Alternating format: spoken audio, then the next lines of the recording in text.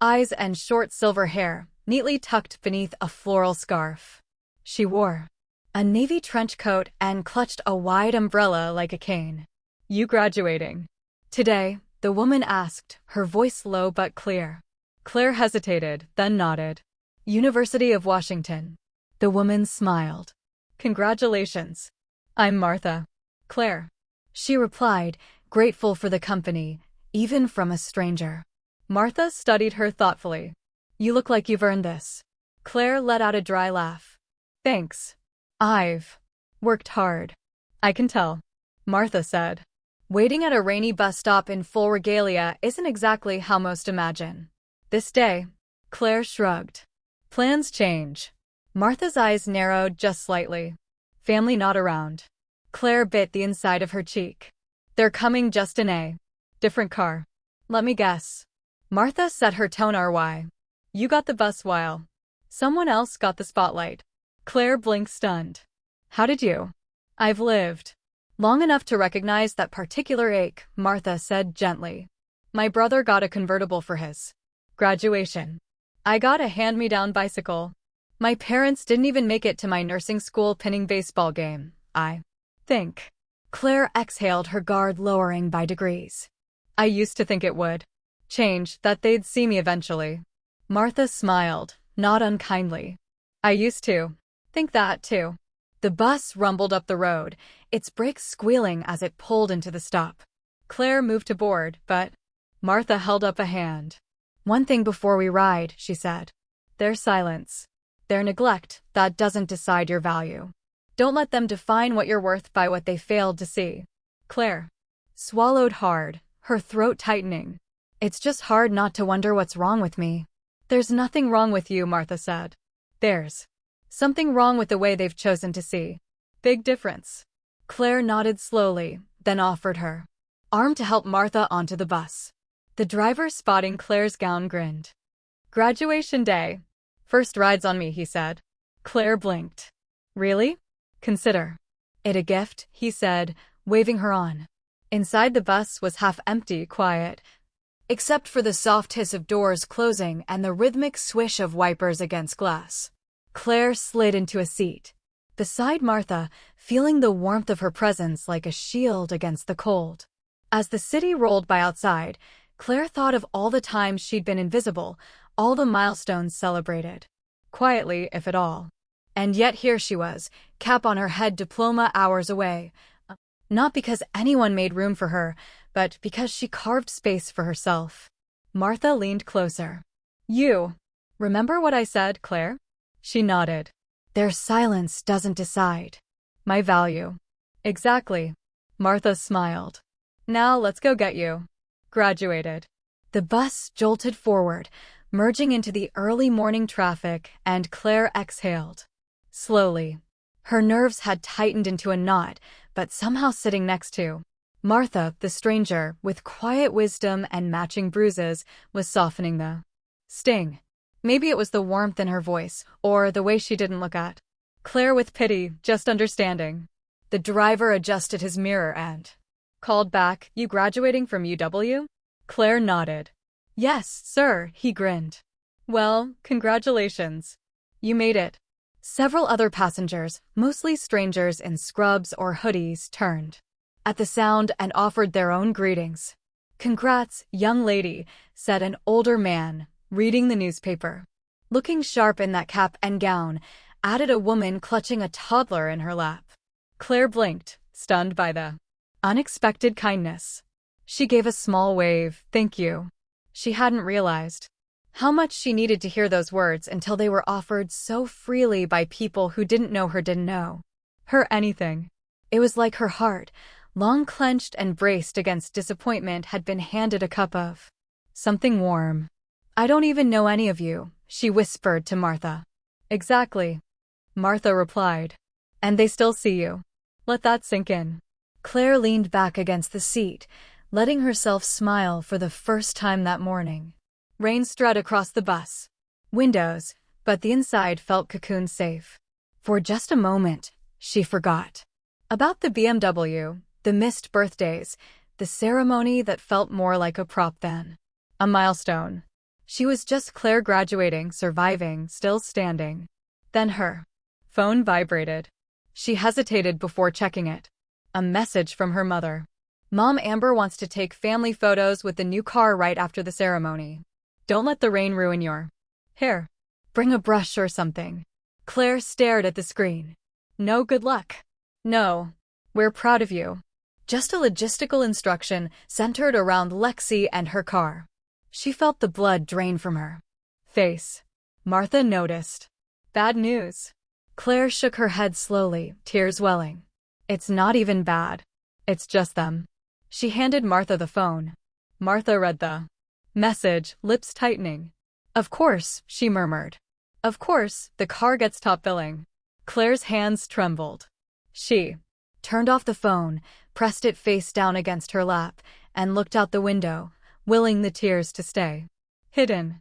But they came anyway, silent and warm, rolling down her cheeks, blending with the mist clinging to the glass.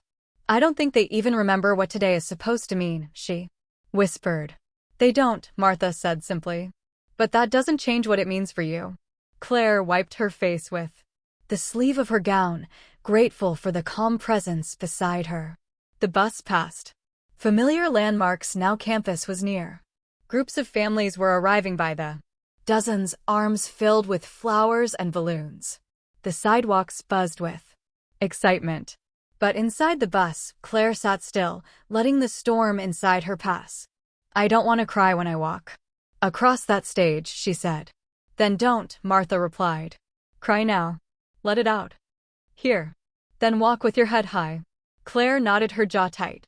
I just wanted them to be proud. They're not the only ones allowed to be, Martha said. Look at me. She turned slightly, her eyes serious. You're enough, Claire. You always have been. Claire breathed in slow and shaky, then exhaled. Thank you. Martha patted her hand. You ready to be seen? Claire looked out the window again as the university's familiar brick buildings came into view, banners waving in the rain. Yeah, she said softly. I think I finally am. The bus slowed to a stop. At the campus gate, Claire stood adjusting her cap. Martha gave her a small salute. Go get what's yours. Claire stepped off the bus, the rain easing to a drizzle. The crowd surged ahead, but she paused, her gown catching the breeze. For the first time in a long time, she didn't feel like she was chasing someone else's shadow. She was walking toward her own light. The campus buzzed with energy as Claire stepped into the quad, a sea of black gowns and colorful cords, moving in waves. Proud families clutched cameras and bouquets, laughter mingling with the occasional shout of recognition. She weaved her way toward the graduate assembly area, scanning the crowd. No sign of her parents. Not that she was surprised. She told herself they were probably parking, maybe stuck in traffic. Maybe they'd gotten lost trying to find the VIP section where Lexi could showcase the car. Still, the absence felt like a hand pressing against her chest, dull but unrelenting. She found her designated spot among the marketing graduates. Tyler, a classmate who'd struggled through half their group projects, waved at her. Hey, Claire, you made it. Barely, she replied, offering a smile that didn't reach her eyes. Behind them, more students arrived, flanked by parents, offering last-minute hugs and photos. Claire adjusted her tassel, biting back the resentment crawling up her spine. Everyone else had someone hovering, making sure they looked perfect. She had Martha's blessing and a damp sleeve from the bus ride. Then, from the far side of the quad, she spotted it, the BMW. It was parked at an angle nose, gleaming in the gray light like a spotlight. Lexi stood beside it in a short, tight white dress and heels that didn't belong at a campus ceremony. Her blonde hair was curled to glossy perfection, one hand flipping through poses while the other held her phone high for selfies. Their parents stood nearby, Greg adjusting the angle of the car, Diane smoothing out a red bow still tied across the hood. Claire stared unmoving. She watched as her father motioned for Lexi to pose again as her mother pulled out a compact to dab Lexi's face as students slowed to glance, a few even snapping pictures. Some of them probably thought Lexi was the graduate. No one looked for Claire. She turned away. The call to assemble came minutes later, the procession forming in lines. Claire fell into place, expression blank. As they began the slow march toward the main hall, her phone buzzed again. She didn't look. Whatever it was, it could wait. Inside the auditorium, the air was warm and heavy with anticipation. Rows of families filled the seats, heads craning for glimpses of loved ones. Claire scanned the crowd, but didn't spot Evelyn, Naomi, or anyone she recognized. A small ache formed low in her stomach. She took her seat, heart thudding. Then the lights dimmed. The university president walked to the podium, welcomed the crowd, and introduced the commencement speaker, Dr. Eloise Park, a renowned executive in digital branding and UW alumni. Claire had heard the name, admired the woman from afar, but she hadn't expected what came next. Dr. Park stepped up, confident and calm, and smiled. Today, she began, I want to speak to those who weren't the loudest in the room. To those who worked quietly, steadily, and often invisibly to reach this moment. Claire's breath caught. We live in a world obsessed with recognition, likes, views, applause. But let me be clear, visibility is not the same as value. Some of you had cheerleaders at every step. Some of you walked alone. But the strength it takes to keep going without a spotlight. She paused, eyes sweeping the room. That's a rare kind of power. Claire felt her throat tighten. True worth, Dr. Park continued, isn't granted by others. It's something you build within, brick by unseen brick. The students who learn this, they go on to lead in ways others can't. Because they're not chasing validation. They've already proven themselves to themselves. There was a murmur of agreement in the crowd. A few parents wiped tears. Claire sat very still. For the first time in days, something in her steadied. The speaker's final words echoed through the hall. You don't need to be seen to matter. But if today is your first time being recognized, soak it in. You earned every second. Claire blinked rapidly, refusing to let the tears fall just yet. Her parents hadn't noticed her, but someone finally had. Names were being called now. One after another, graduates made their way across the stage to receive their diplomas. Some waving to families, others grinning ear to ear. Claire clutched the edge of her seat, her palms damp. Her name was only a few rows away. She glanced again into the crowd. From her seat, she still couldn't spot her parents. Maybe they were in the back. Maybe they hadn't even made it in yet. Or maybe they were outside taking more photos with the car. A familiar voice crackled over the speaker. Claire Henderson, Master of Business Administration. The auditorium swelled with light applause as she rose. Claire's legs felt numb. She took one breath, then another, and stepped forward. The spotlight hit her full. It was bright, harsh even, and for a second she wanted to shrink away from it. She kept her gaze forward, not daring to look into the seats. Not yet. She took the first step up the stairs. Then she heard it, a cheer, loud and unfiltered. It started in the back of the auditorium and rose in volume, not just polite clapping, but actual shouting. Claire's name repeated with joy. She turned her head sharply, instinct taking over, and scanned the crowd. There, way in the last row, near the exit doors, stood Evelyn, waving both hands in the air. Naomi was beside her, jumping up and down in heels that clearly weren't made for enthusiasm. And behind them, Claire's old team from the campus library had somehow unfurled a handmade banner in giant block letters. Congratulations, Claire. We see you. Claire stopped in her tracks. The crowd turned curious. A ripple moved through the room. The speaker paused. Then something even more unexpected. A pocket of applause grew, fed by the joy radiating from the back of the room. People who didn't even know her started clapping louder, not because they recognized her, but because they recognized the feeling of being overlooked, of finally being seen. The rest of the hall joined in. The applause swelled. Claire blinked hard, her breath catching in her throat. She took the final steps to the center of the stage. The dean handed her the diploma, murmured a soft, "Well done," and gently guided her forward. The lights seemed softer now, warmer. The banner, still waving in the back, was like a beacon. As she crossed to the other side of the stage, Claire turned one last time and looked toward the front rows.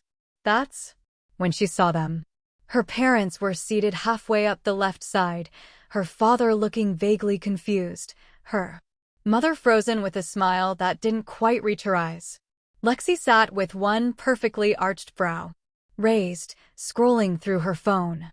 None of them were clapping. Claire faced forward again and walked off the stage.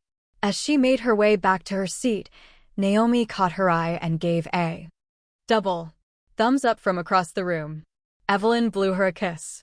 Claire felt a rush of emotion she hadn't known she was capable of. Not sadness, not bitterness, gratitude. They had come. The ones who had seen her in small ways every step of the journey. The ones who remembered not just the big moments, but all the quiet battles in between. The real cheerleaders when the final name was called and caps were tossed in the air. Claire stood quietly, her hands clutching her diploma like an anchor. The moment was hers, not borrowed, not shared, hers. The crowd spilled from the auditorium into the courtyard. Umbrellas popping open like blooms in the misty rain. Graduates hugged, cried, posed for photos, their families surrounding them like warm circles of pride. Claire lingered at the edge of the crowd, caught in a bubble of disbelief. Her hands still trembled slightly around her diploma, the banner, the applause. Evelyn's voice shouting her name above all others. It was all real, Claire. Her mother's voice pierced the crowd, sharp and urgent. She turned to see Greg and Diane weaving through the bodies, Lexi trailing behind in her pristine white dress, a designer clutch dangling from her wrist. Her heels clicked decisively against the wet pavement. "There you are," Diane said out of breath. "We've been looking everywhere." Claire didn't respond. She tucked her diploma carefully under her arm and waited. Lexi stepped forward, her phone already unlocked. "Okay, we need a family photo by the car, like now." The lights perfect, and the drizzle gives it a sort of cinematic mood. Greg nodded, already turning toward the parking lot. "We parked it right by the Rose Garden, VIP section. It'll be great for the Christmas card." Claire stood rooted. "I'm not going," Diane blinked. "What?" "I'm not posing in front of Lex's car," Claire said. "Not today," Lexi frowned. "Claire, it's just a picture." "No," Claire repeated louder this time. "This is not your photo shoot. This is not a luxury car ad. This is my graduation, and I will not let you turn it into a backdrop for someone else's trophy." Greg stiffened. "Claire, you're overreacting. It's just a few photos." "No," she said. Again the word cutting clean and sharp. "It's not just photos. It's never just been photos. It's every moment I've been made invisible so Lexi could shine. Every award ignored. Every birthday passed over.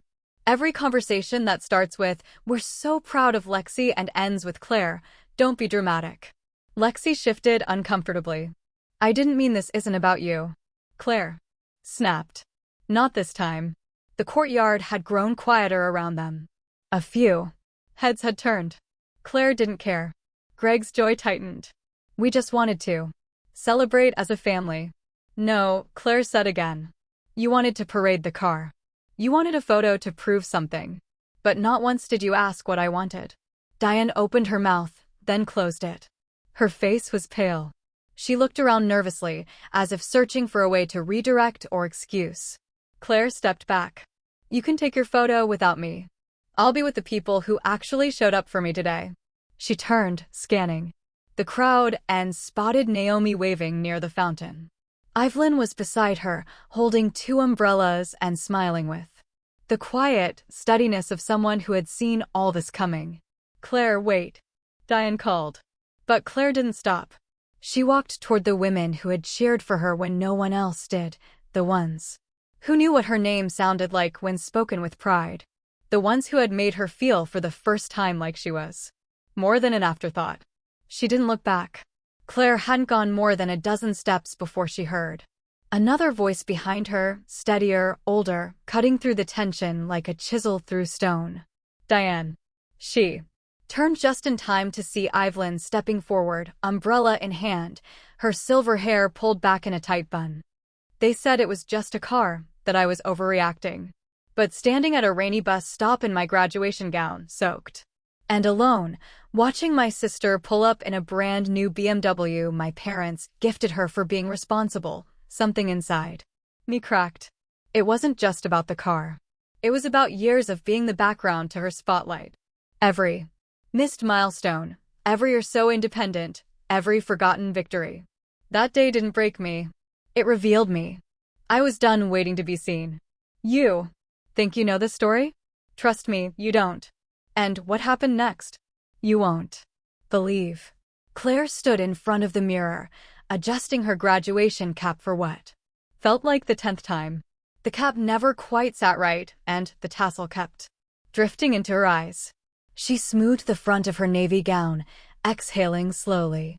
This should have been a moment of pride, graduating with her MBA after years of juggling work classes and sleepless nights.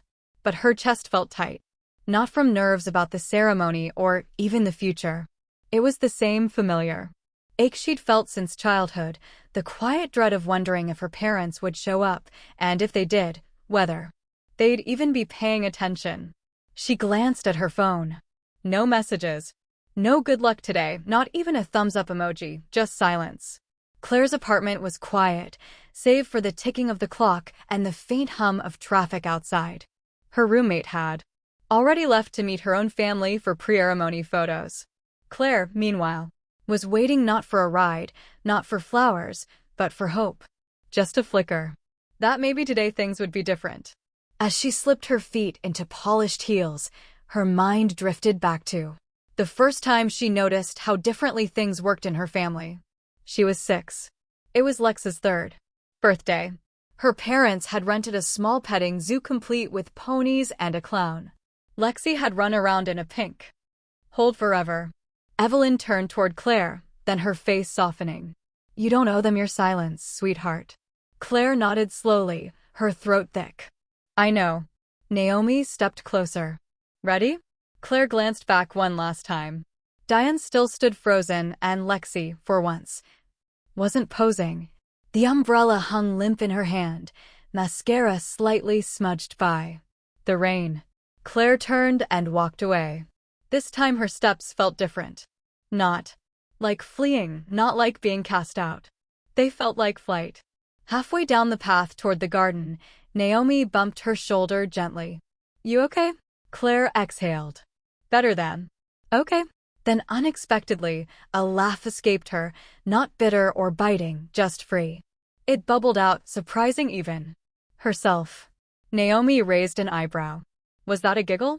I think it was, Claire said, grinning. God, what a day. They rounded the corner to find Evelyn already waiting near the fountain. Umbrella raised like a victory flag. Claire wrapped her arms around her grandmother, who hugged her tightly. You did good, Evelyn whispered. Claire pulled back, still smiling. So did you.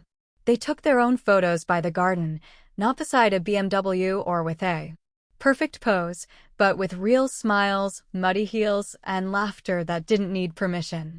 For the first time in her life, Claire wasn't the supporting character in someone else's story. She was her own headline. Claire had barely finished changing out of her gown when she heard the knock at the door. It was soft at first, then louder, insistent. She didn't move. Naomi, still in the kitchen making tea, peeked down the hallway. Want me to get that? Claire shook her head and walked slowly to the door. When she opened it, her parents stood on the porch, Greg, in his pressed button-tee down, still damp from the rain. Diane, with a tote bag hanging from her shoulder and tension radiating off her. In waves. We need to talk, Diane said, her tone clipped. Claire stepped aside. I figured this was coming. They moved into the living room, perching stiffly on the edge of her second-hand sofa. Claire remained standing. Naomi handed her a steaming mug and gave her a look that said, "Holler if you need backup." Then slipped into the other room. Greg started first. "CLA, what happened back?" There was honestly embarrassing, publicly refusing to take a family photo. "That wasn't necessary. You humiliated your sister," Diane added. "And us on a day that should have been celebratory." Claire let out a soft, bitter laugh. "Celebratory for whom?" Diane frowned. "You're twisting things. We were trying to include you." "No," Claire said flatly. "You were trying to feature the car. You wanted Lexa's BMW to be the center of my graduation. You didn't even ask if I had a way to get there." Greg sighed. "We just thought you'd be fine. You always are." Claire turned, walked to her bookshelf, and pulled out a worn shoebox.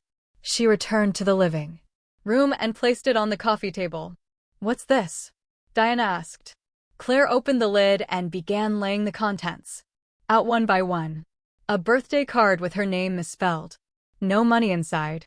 A photo from Lexi's Sweet 16 party with rented tents and dozens of guests. Next to it, a picture of Claire's 16th birthday alone at a diner. A newspaper clipping announcing Claire's regional science fair win creased and yellowed. Beside it, a printed invitation to Lexa's middle school dance recital laminated, a congratulatory email from her professor, her college acceptance letter, a faded post-it note from Diane that read, "Buy milk." And finally, a small envelope containing her bus ticket from graduation day. "I kept these," Claire said softly, "so I wouldn't gaslight myself." Diane's face palled. Greg looked away. "Every time I thought I was overreacting, that I was imagining the favoritism, I opened this box just to remind myself I wasn't crazy."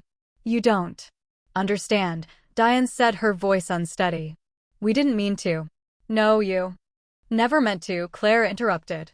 "But that doesn't erase what did happen." Greg rubbed his forehead. "Claire, this is all very emotional. Maybe now is not the time." Claire turned to her mother, eyes locked.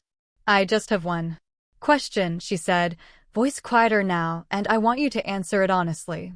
Diane met her gaze wary. "If I was never going to be enough," Claire said. "If I was always going to come second, if loving me was something you had to ration or forget, then why did you even have me?" The room went still. Diane's lips parted. Her eyes shimmered. I don't know," she whispered. Claire nodded once. It wasn't an answer, but it was at least the truth. She gathered the box, returned the pieces one by one slowly, methodically. Then she closed the lid and stood tall. "I'm done asking for what should have been given freely." Greg stood too uncertain. "Claire, don't walk away from us." "I'm not," she said. "I'm walking toward myself." Before anyone could respond to Claire's final words, another knock came at the door, sharp, deliberate. Claire opened it to find Evelyn standing there, her coat dusted with rain, her expression unreadable. She held a small handbag in one hand and a folder tucked under her arm. "I figured I should come before things got worse," she said simply. Claire stepped aside and Evelyn entered, eyes scanning the living room like she could already sense the emotional residue in the air. Diane stood startled. "Mom, what are you doing here?" Evelyn didn't answer right away. She moved with the slow precision of someone who had waited a long time for this moment. Her gaze settled on Diane and Greg. "I've been quiet too long," she said. "And that silence has cost more than I want to admit." Greg gestured to the shoebox still on the table. "She's keeping score now." "No," Evelyn said, her tone like stone. "She's keeping proof because nobody else has." Diane opened her mouth, but Evelyn raised a hand. "You don't get to interrupt me. Not today." She turned her attention squarely on her daughter. "You remember what it felt like, Diane, to watch your sister get praised for existing while you bent yourself in half trying to earn half a glance. You remember the birthdays Dad forgot, the competitions Mom skipped, the college acceptance letter. You framed yourself because no one else bothered." Diane's face fell, her composure cracking. "That was different." "It was the same," Evelyn said, voice low but firm. And you swore to me at 19 through tears on our porch that you would never do that to your children. But here we are. Claire stood, still watching her mother shrink in front of her grandmother. The family hierarchy rearranging in real time. You learn survival by being invisible. Evelyn continued. And instead of breaking the cycle, you handed it to Claire like an heirloom. Tears welled in Diane's eyes, but Evelyn didn't soften. You gave Lexi the pedestal you never had, and in doing so, you repeated every wound you spent a lifetime trying to heal. Greg shifted in his seat. You're making this too dramatic. Evelyn turned sharply. No, Greg. What's dramatic is your daughter riding a bus in the rain to her own graduation while you adjusted a red bow on a BMW. Silence stretched thick as fog. Claire stepped forward, then her voice calm and unshaking. I'm not asking you to fix what you broke. I've stopped waiting for that. She looked directly at her parents, her gaze steady. But I am telling you this. I'm setting boundaries. Greg frowned. What does that mean? It means I won't be guilt into family dinners where I'm ignored, Claire said. It means I won't sit through conversations that revolve around Lexi while my own life is invisible. Diane wiped her face, mascara smudging beneath her eyes. Claire, I didn't know how to love you properly. Claire softened just slightly. Then maybe it's time we stop pretending this version of love ever worked. Evelyn walked to her side, placing a hand on her shoulder. You can't rewrite their story, she whispered. But you can stop it from becoming yours. Claire nodded. Exactly. I can't fix this family, but I can stop it from continuing to hurt me. The words hung there. Truths too long buried, finally spoken aloud. Diane looked down at her hands. Greg stared at the wall. Neither had a script for this moment. Claire, for the first time, didn't need one. Claire stood in the center of her new apartment in Portland, surrounded by half-unpacked boxes and the kind of silence that didn't sting, it soothed. The space was small, just one bedroom and a combined kitchen-living area, but the windows were large and the floors creaked with charm. She had no view, but for the first time, she didn't feel like she needed one. The view she wanted was already within her reach. Her new job at a mid-sized marketing firm started Monday. The pay wasn't extravagant, but it was enough. Enough to live, to breathe, to build something from scratch, something that belonged only to her. She lit a candle on the counter, the lavender scent wafting into the air, and opened a box labeled Fragile Books Plus Grandma. Inside was the journal Evelyn had given her years ago, its cover worn smooth from use. She smiled and set it gently on the windowsill. A soft knock at the door made her pause. She wasn't expecting anyone. When she opened it, Lexi stood there, one hand gripping the strap of her handbag, the other holding a small box. Hey, Lexi, said quietly. You have a minute. Claire blinked. How did your mom told me where you moved? I didn't come to intrude. I wanted to give you something. She stepped inside without waiting for an invitation, but her steps were hesitant, like she wasn't sure she belonged here. Claire didn't stop her. Lexi looked around, taking in the apartment. This is cute, she said softly. Very you. Claire raised an eyebrow, meaning what Lexi half smiled. Smart, clean, uncomplicated. There was a pause. Then Lexi extended the small box. Claire took it, lifted the lid, and froze. Inside was the faded blue ribbon from her childhood, the science fair prize she had once held so tightly, the one her parents had barely acknowledged. Claire looked up, eyes wide. I found it when we were clearing out the garage, Lexi said. I didn't know I had kept it. Maybe even back then. I knew it mattered. Claire's throat tightened. Why are you giving it to me now? Lexi shrugged, suddenly unsure. Because I think I finally get it. I mean, not all of it. I don't think I ever could. But I see more than I used to. I used to think you didn't care about recognition, that you were above it.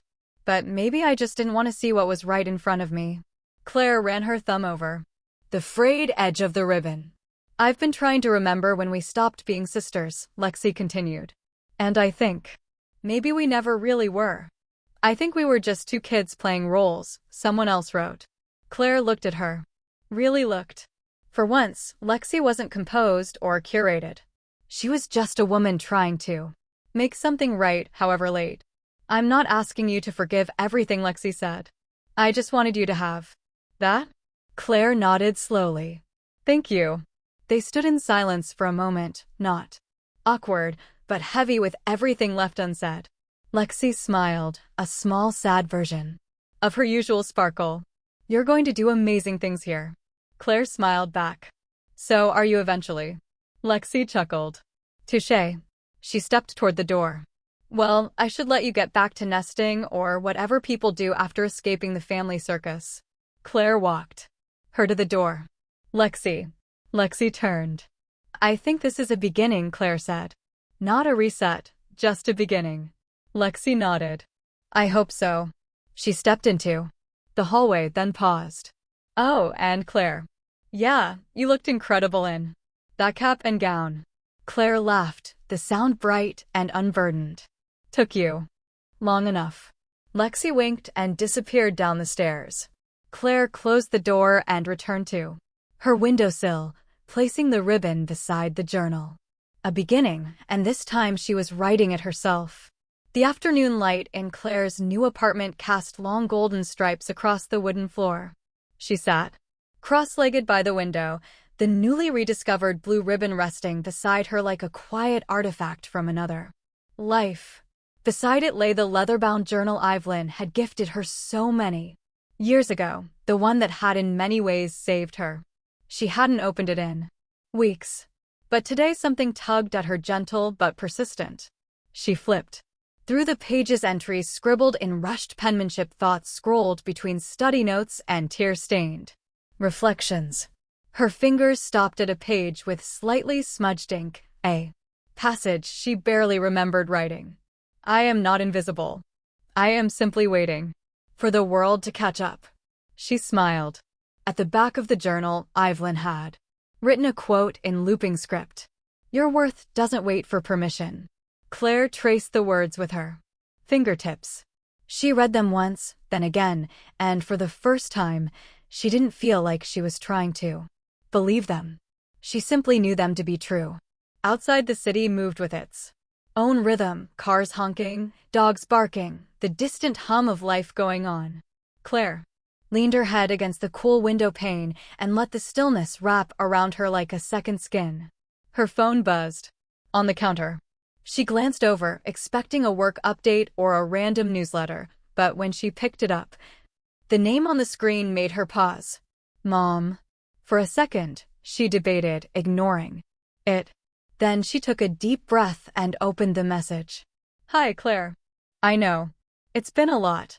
We're still processing everything, and I imagine you are too, but your father and I were wondering. Could we visit, not to lecture, not to fix anything, just to see where you are? Now, if you're okay with that. Claire stared at the screen. No instructions. No passive-aggressive guilt, no mention of Lexi or the car or photo ops, just a question, a request. She reread it, heart thudding, not with fear, but with something new, possibility. She didn't respond right away. Instead, she rose, picked up the journal and the ribbon, and placed both gently on a shelf above her desk. The shelf was empty before. It felt right somehow to begin filling it. Now. Then she walked to the mirror and looked at herself, not to fix her hair, not to examine flaws, but to really look. She saw strength in her eyes. Not bitterness, not vengeance, peace. She returned to her phone and typed a reply. Yes, but only if we start from where I am now. Not who you assumed I was then.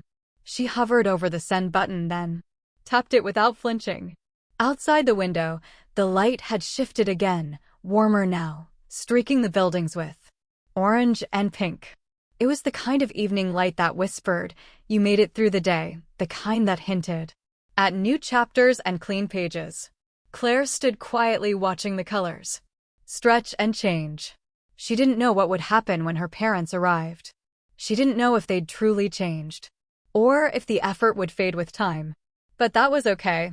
She wasn't waiting anymore. This wasn't closure.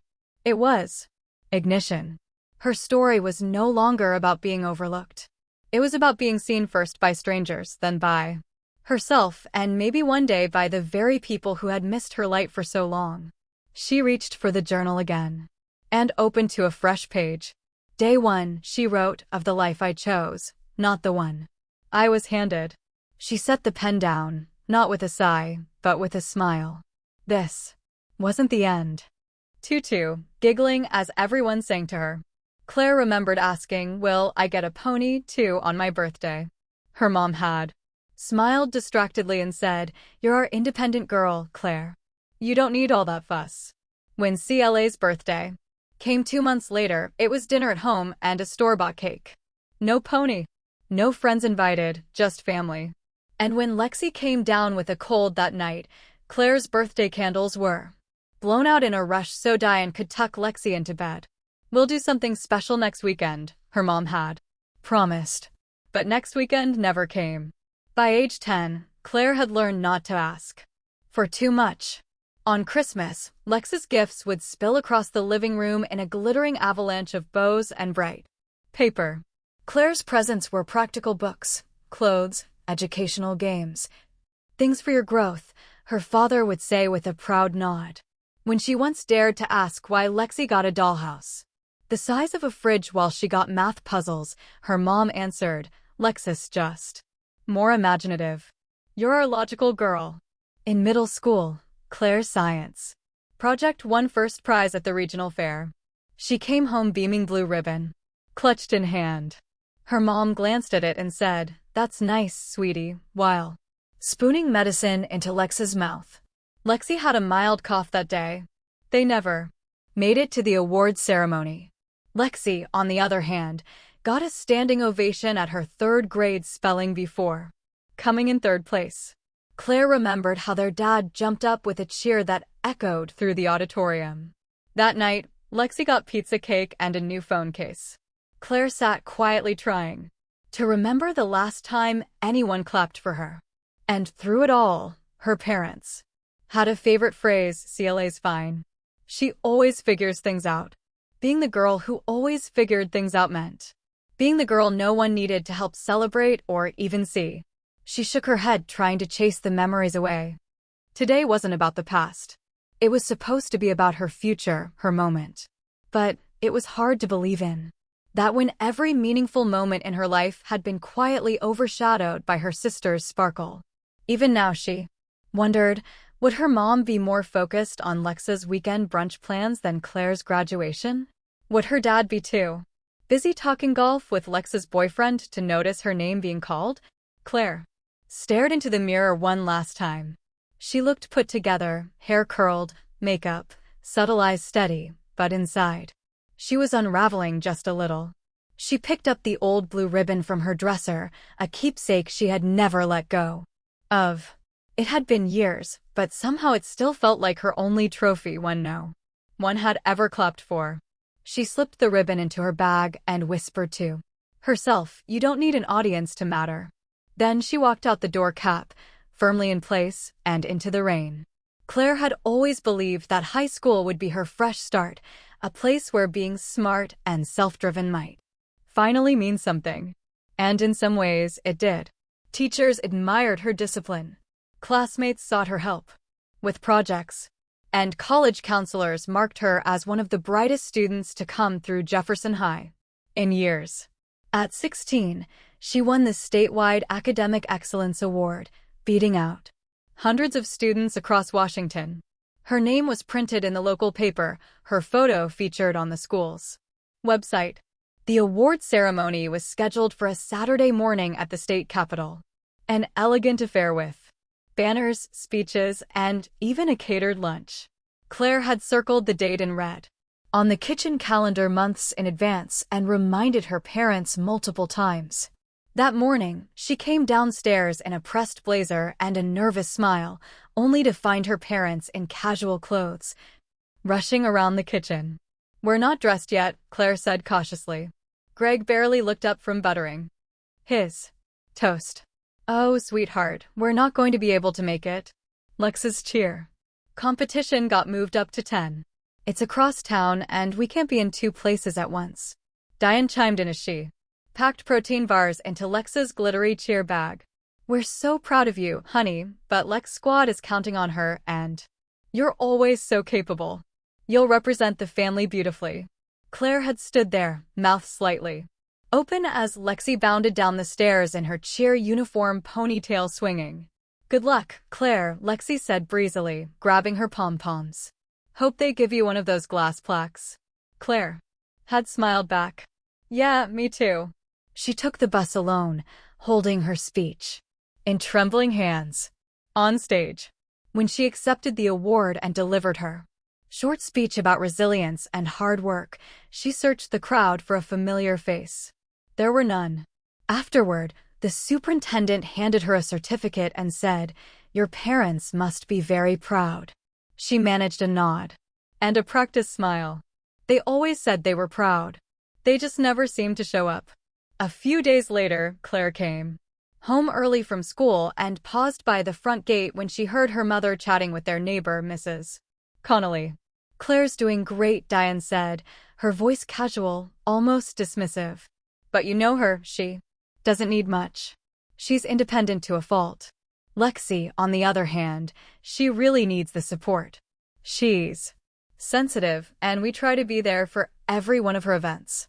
Mrs. Connolly murmured something polite, but Claire's ears were ringing. She slipped in the side door and went straight to her room, pressing her back against the door. The words repeated in her mind. Claire doesn't need much. It wasn't even said with malice. That made it worse. It was simply accepted truth. That evening, Evelyn came by for dinner.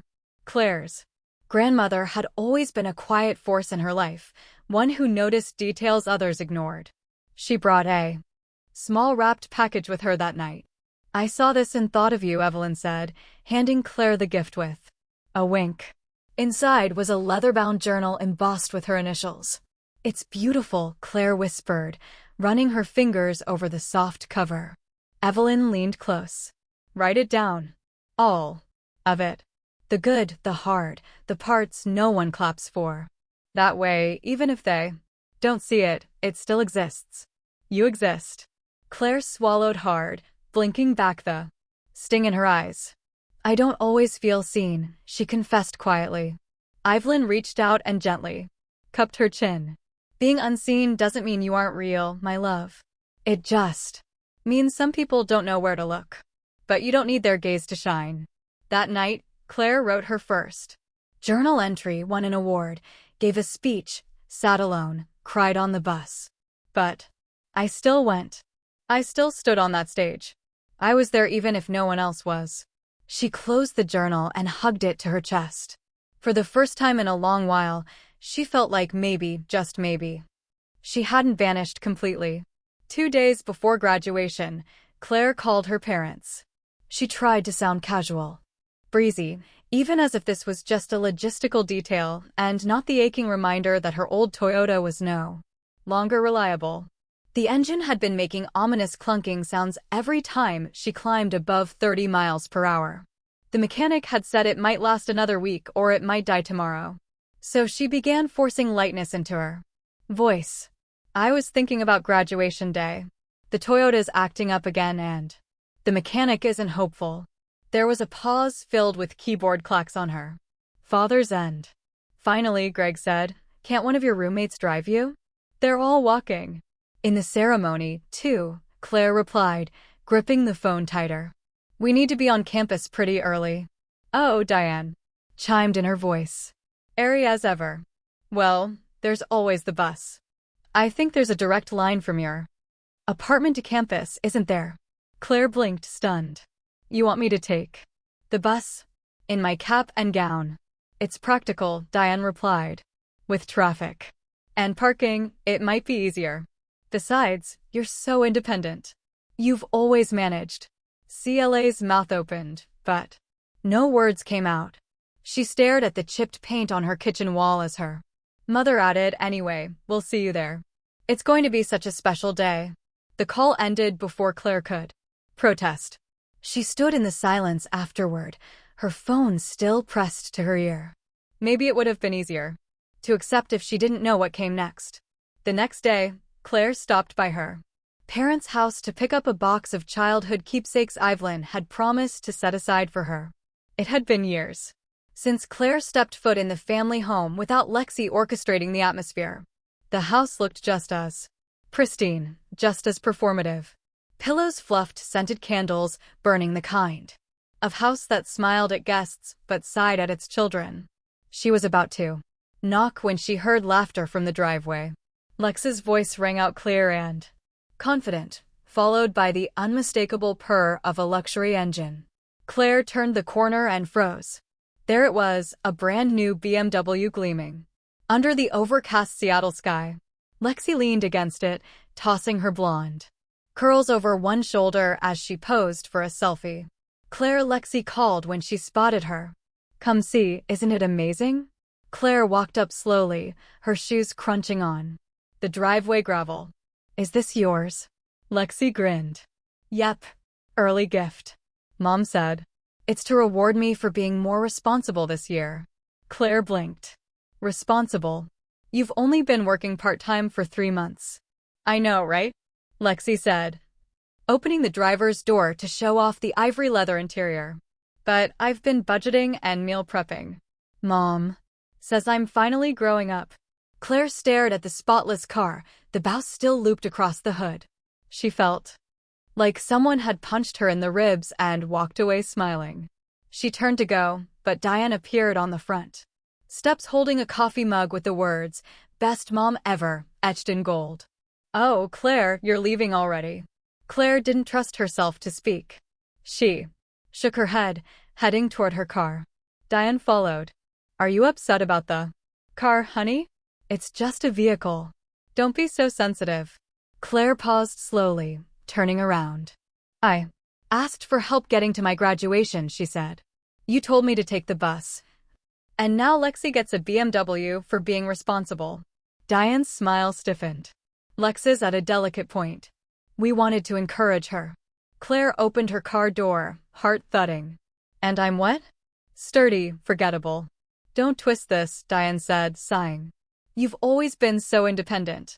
I thought you'd appreciate not having to rely on us."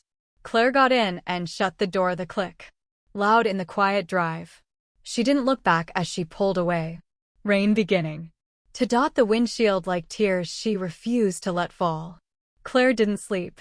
Well, that night, every time she closed her eyes, all she could see was Lex's smug grin and the gleam of that new BMW. Her phone lay silent on the nightstand.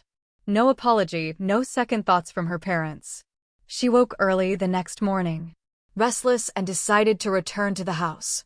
Evelyn's box of keepsakes was still waiting, and some part of her hoped that in the daylight everything would feel less surreal. The driveway was empty when she arrived. Lex's new car must have been taken out for a spin. Claire used her key to let herself in the house, quiet but humming with familiarity.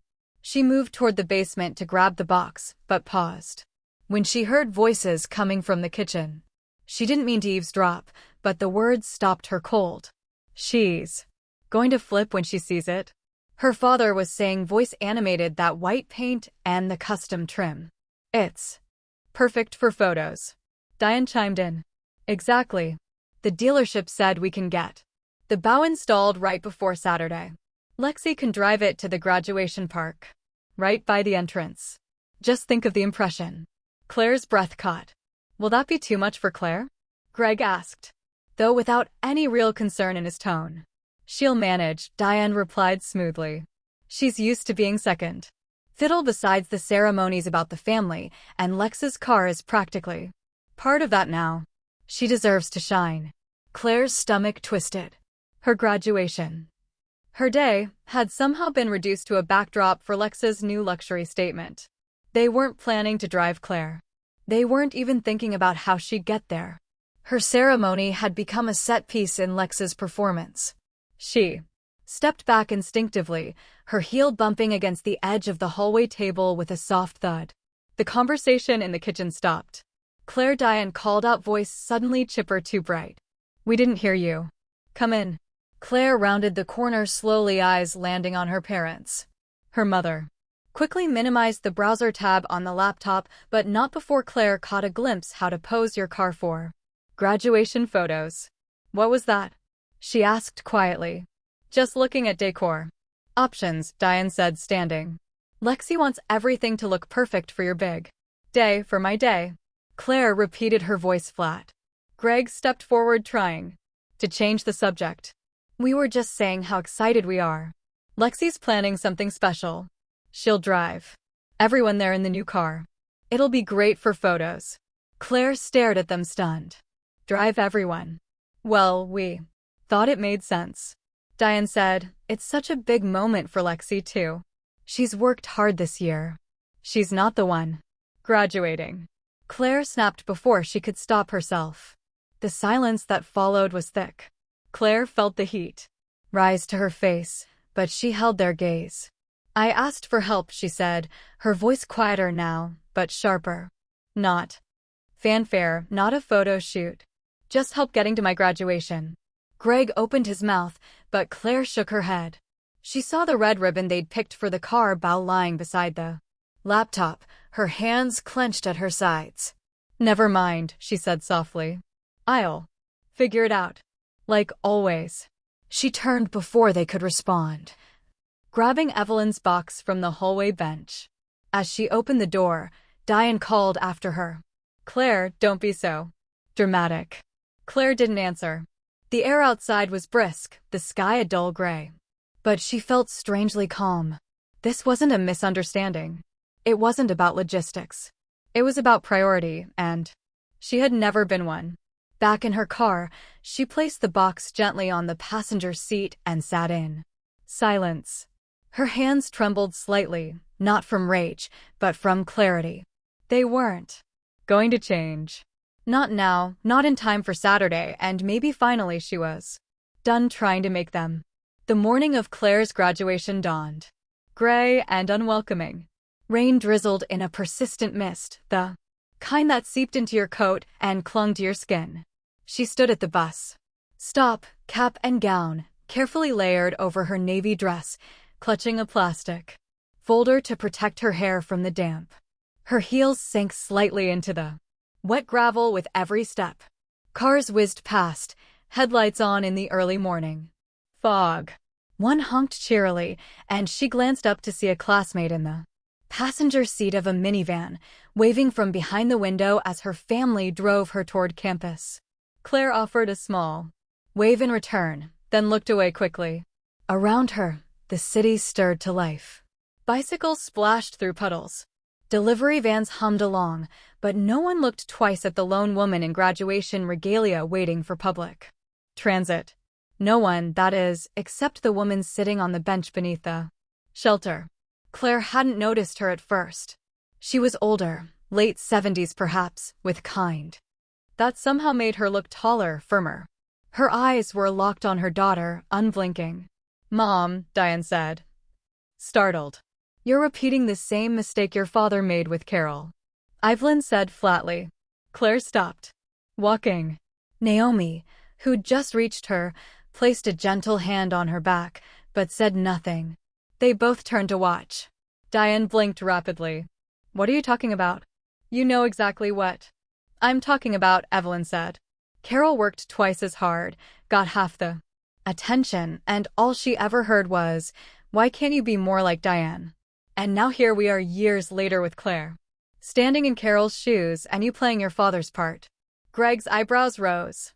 Carol, this isn't the same. It's exactly the same. Evelyn snapped. And don't pretend you don't see it. Claire graduated with honors today. She took care of herself for years, earned her place, paid her dues, and instead of celebrating her, you handed the stage to Lexi. Again, Lexi crossed her arms. I didn't ask for. This isn't about what you asked for. Evelyn interrupted, her voice sharp as glass. It's about what you've been given. Constantly, automatically, without question. Diane's face flushed deep red. She looked around, clearly aware that more people were watching now, but she didn't move. You think being independent means she doesn't need support? Evelyn asked. No, it means. She learned not to expect it. Claire felt her chest tighten. For a moment, she thought Evelyn might stop there, but the older woman wasn't finished. Diane, she said, quieter now, but no. Less firm. You resented how your parents treated Carol. You told me you'd never do the same. But look at this. Your eldest daughter stood on a stage today alone, and when she finally found the courage to speak up, you called her dramatic. Diane opened her mouth to respond, but no words came. Greg glanced at Claire, his expression troubled, but uncertain, like a man watching cracks form in the foundation he thought would